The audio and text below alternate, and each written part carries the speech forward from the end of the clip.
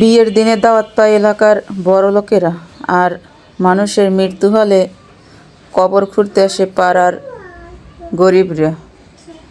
এটাই কিন্তু সত্যি। আজকের আমি পিঠা বানানোর জন্য আসলাম।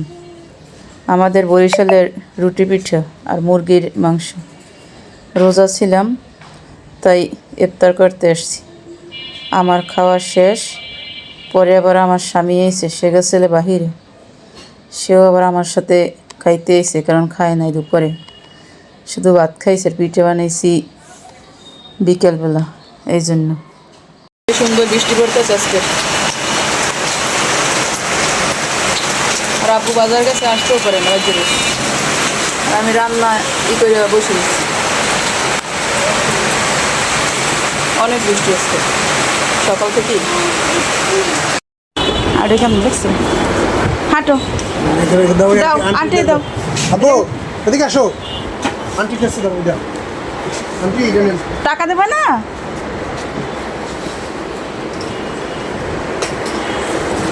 এই মোর স্বামীর অবস্থায়, এই দেখ কি করো, এই এই লইয়া সারাদিন এই খাটটা ছাড়া লড়ে না। এই খাটটাই যে কি আমি তাই জানি না। এই কষে আমার পোলা, আর এক কষে এই, আর এই খাটটাই মনে হয়।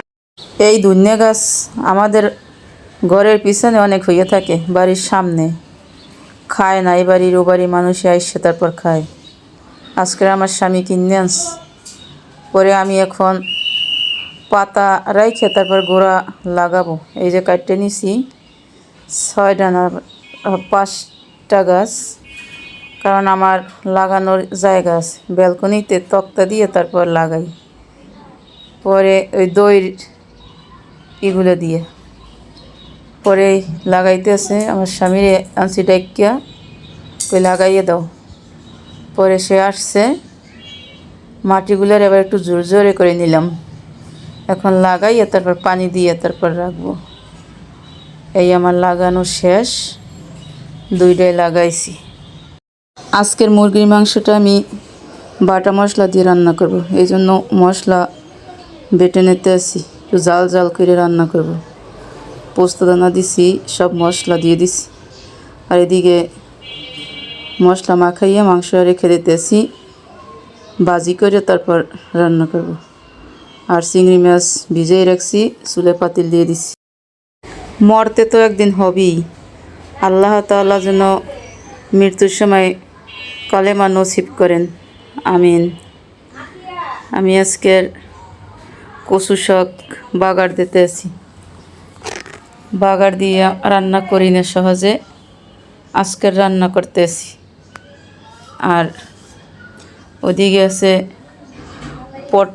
পটলের ছোলা, আবার ভর্তা বানাবো, এই জন্য সিদ্ধ করছি।